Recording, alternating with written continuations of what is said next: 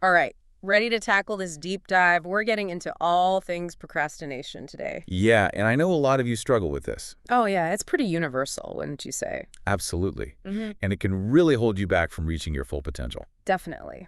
But the good news is, it's not an unbreakable curse. Nope, not at all. In fact, we've got two amazing experts in our corner today, Brian Tracy and Piers Steel.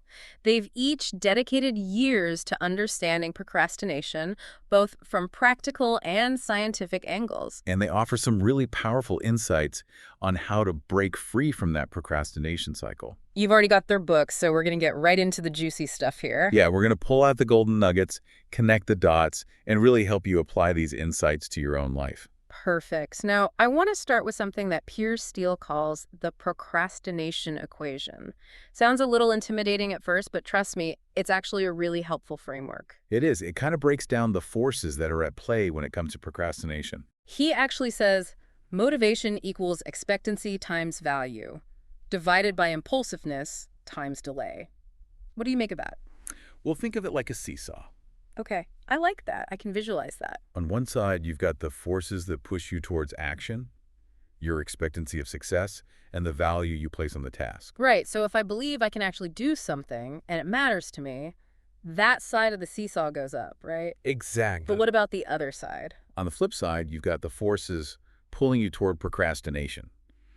Your impulsiveness, how easily you get distracted, and that delay, how far off that deadline feels. Ah, so if that deadline is way out there in the future, that procrastination side of the seesaw is going to be heavy. Exactly. It's a constant tug of war between those two sides. Now, what's really fascinating about Steele is that he openly admits that he used to be a chronic procrastinator himself. Yeah, and get this. His own dad actually thought he was doomed to a life of putting things off. Wow, really? He thought this kid's going to be a procrastinator for life.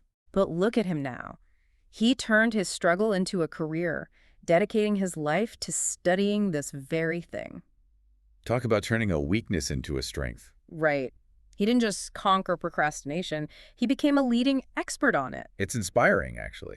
It is, and his research is packed with these insightful explanations for why we procrastinate. One thing that stood out to me is how our brains are kind of wired to prioritize immediate rewards over long-term goals. Oh, yeah, that instant gratification monkey on our backs. Oh, tell me about it. I'm always battling that one. We all are. It's like our brains are stuck in this tug of war, Okay, right? go on. Between the limbic system, which wants that instant pleasure, and the prefrontal cortex, which is supposed to be in charge of planning and making those smart decisions. So you're saying we're fighting against our own biology? In a way, yes. That sounds a little discouraging. It can feel that way, but it's not about giving up. So how do we work with this then? The key is to understand those inherent biases, that wiring, and then find ways to work around them. Okay, so it's about outsmarting those ingrained tendencies. Exactly. Now, Steele actually shares this interesting anecdote about his own struggle with an online game called Conquer Club. Oh, yeah, I remember reading about that. He talks about getting completely hooked, even though he knew he should have been working. It sounds like he was a bit of a hypocrite. No, not really. Well, he was a procrastination researcher who couldn't stop procrastinating. Well, yeah, but that's the point. It highlights how even experts, people who study this stuff, can fall prey to those temptations, especially in today's world. So it's not about being perfect, it's about understanding the enemy, right? Right. You realize that Conquer Club, like so many games and apps out there, is designed to exploit our natural weaknesses. Our impulsivity and our tendency to delay, Yes, right? precisely. So what is it about these games that makes them so addictive? Well, Steele noticed that Conquer Club brilliantly utilizes something called the Zeigarnik effect. Say that again? Zeigarnik effect. It's our tendency to remember unfinished tasks more vividly than completed ones. Okay, so how does that play into a game like Conquer Club? Well, the game constantly dangles these unfinished battles in front of you. There's always another conquest to be made, which creates a sense of urgency, pulling you back in. Ah, so you're always on edge, always wanting to finish that next battle. Exactly. It's like they've figured out how to hijack our brains and make it almost impossible to resist. That's a little scary, isn't it? Like we're being manipulated? Well, to some extent, yes. And it's not just games. It's all around us. Yeah, what do you mean? Think about all the notifications we get, the alerts, the carefully crafted marketing messages. They're all designed to tap into our impulsiveness. So they're playing on that instant gratification side of our brains. Exactly. It's like we're living at a procrastination playground, constantly being bombarded with temptations. So it's no wonder we're struggling. It's a tough battle, but it's not unwinnable. Well, I'm glad to hear that. So we've talked about this procrastination equation, and we're starting to understand the why behind our procrastination. But what about the cost? What are we actually risking when we give in to those do-it-later whispers? That's a great question, and it's where Steele's research really gets interesting. We'll dive into that next. Hmm. He doesn't just tell us to stop procrastinating, he lays out the real-world consequences, and they can be pretty significant. Okay, I'm ready to hear more. Bring on the tough love. All right, let's do it. We'll get into the nitty-gritty of the costs of procrastination next time. Mm. So last time, we kind of left off with this cliffhanger, the cost of procrastination. Yeah, those do-it-later whispers can have some serious consequences. Oh, absolutely. And Piers Steel, he doesn't sugarcoat it. He really digs into the nitty-gritty of it, right? He does. He's got all these studies and statistics that paint a pretty clear picture of just how damaging procrastination can be. Like a wake-up call, right? Yeah, exactly. For example, you know how important it is to start saving for retirement early, right? Yeah, compound interest, that whole thing. Well, Steele found that people who procrastinate on saving, they end up with significantly less money in the long run. Even if they start saving later, it's still not as good. Right, because they miss out on all those years of growth. That makes sense. Time is money, as they say. Exactly.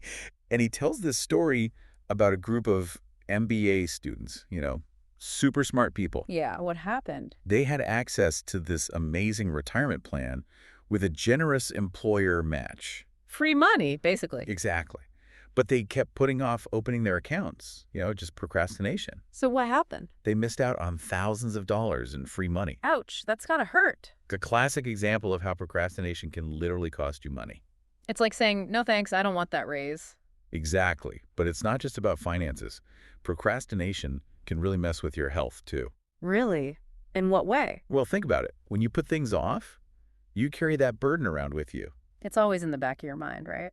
Exactly. And that stress, that worry, it can take a toll on both your mental and physical health. So we're talking increased stress, anxiety, maybe even physical problems. Yeah, there's a definite link.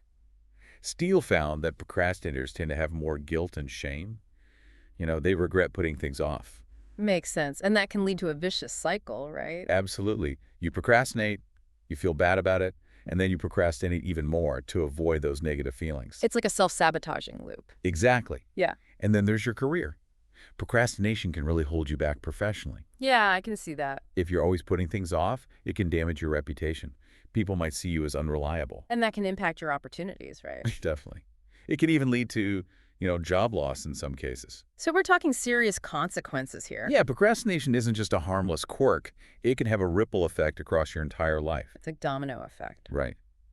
And that brings us back to why it's so important to understand the root of the problem. That procrastination equation, those forces at play. Exactly. When you know what you're up against, you can start to develop strategies to overcome it. Okay, so let's get into those strategies then. I know both Tracy and Steele offer some really practical advice on how to break free from procrastination. They do. And what's cool is how their approaches complement each other. Fill me in. Well, Tracy is all about building momentum, creating those systems for success. The practical side of things. Right. And then Steele, he brings in all those insights from psychology, the research on why we procrastinate. So it's like a two-pronged attack. Exactly. And we can actually break down their strategies into 4 main categories. Okay, I like where this is going. It all ties back to that procrastination equation, remember. Expectancy, value, impulsiveness, and delay. We can tackle procrastination by addressing each of these elements. All right, let's dive in. Let's start with expectancy, that belief in our ability to actually get things done. Okay, so with expectancy, it's all about boosting your confidence, right? Making those big, scary tasks feel more manageable. I'm all ears. Tracy talks about this idea of a success spiral. What's that? It's the idea that starting small, with easy wins, can build momentum. Makes sense. You don't start lifting heavy weights on day one, right? Exactly. You gradually increase the weight as you get stronger. And it's the same with procrastination. You start with those small, achievable tasks. So you get that sense of accomplishment, that feeling of, hey, I can do this. Exactly. And then that motivates you to tackle bigger challenges. Okay, so start small, build momentum. Got it. What about value? How do we make those tasks that we're dreading seem more appealing, more worthwhile? That's a good question. One of the most effective ways is to connect that task to a bigger, more meaningful goal. So instead of thinking, oh, I have to clean out my inbox, I could reframe it as, okay, a clear inbox means I'll be more organized, more focused, and I can finally make some real progress on that project that I'm actually excited about. Exactly. You've just boosted the value of that task, linked it to something you actually care about. Okay, that's a good mind trick. It's not a trick. It's about finding that deeper meaning. Fair enough. But what if the task is just inherently boring? Well, Steele's research suggests that finding ways to make it more enjoyable can help. So like gamifying it or something. Yeah, exactly. Or finding ways to blend tasks. Doing something you enjoy alongside something you don't. So listening to music while I clean my inbox. Exactly. Or maybe rewarding yourself after you finish a tough task. Okay, I can get behind that.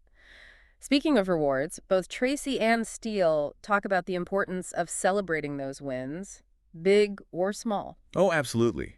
We often focus so much on the end goal that we forget to acknowledge the progress we're making along the way. Yeah, it's like we're always looking ahead, never really appreciating the journey. Right. Those small wins, they add up. They give you that boost of motivation to keep going. So pat yourself on the back, celebrate those milestones, no matter how small. Exactly. All right, so we've talked about expectancy and value. Now let's tackle impulsiveness, that urge to get sidetracked, those shiny distractions that are always popping up. Oh, tell me about it. I'm constantly battling those sirens. We all are. It's like we're living in a world designed to distract us. It really does feel that way sometimes. It's tough, but there are ways to manage it. Okay, give me some hope here. Both Tracy and Steele have some really practical advice for this. One of the key things is pre-commitment. Pre-commitment. What's that? It's about setting up those systems and structures in advance, making it harder to give in to those temptations. So like turning off notifications, blocking certain websites, things like that. Exactly. You're basically removing those temptations from your environment. Out of sight, out of mind, right? Precisely. Steele also talks about the importance of time management techniques. So scheduling blocks of time for specific tasks, setting deadlines. You got it. When you have a clear plan, you're less likely to get sidetracked. Makes sense. It's like having a roadmap so you don't get lost along the way. Right. And both Tracy and Steele emphasize the power of building good habits. Because if it's automatic, you don't have to think about it as much. Exactly. You're not relying on willpower alone, which can be pretty unreliable, especially when those sirens are calling. Okay, so pre-commitment, time management, good habits. Got it. Yeah. What about that last element, delay? How do we shorten that perceived distance between now and the deadline? Ah, yes, the procrastination's best friend. Because that sense of urgency, it definitely kicks in when the deadline is looming. But how do we create that urgency without waiting until the last minute?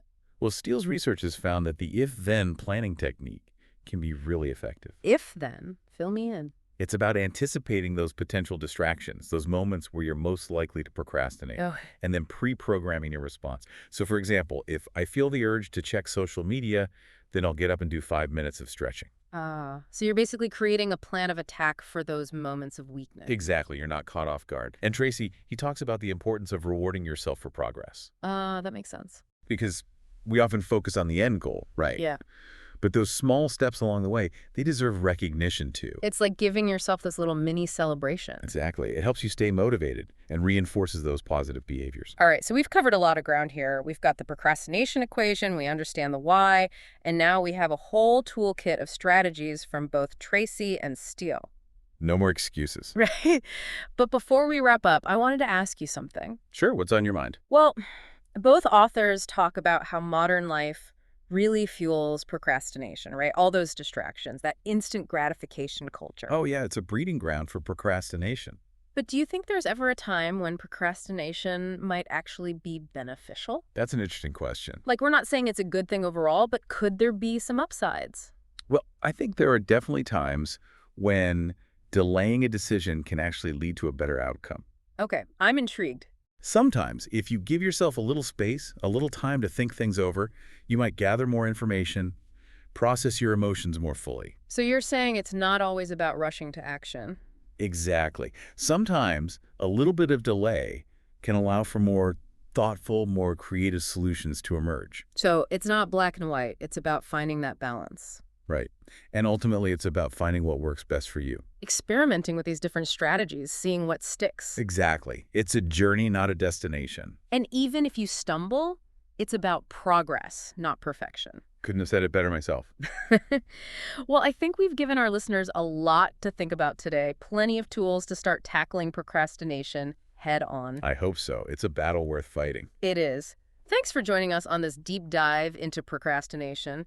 And remember, you have the power to choose action over delay. That's right. Go forth and conquer those tasks. That's all the time we have for today. Until next time, happy tackling.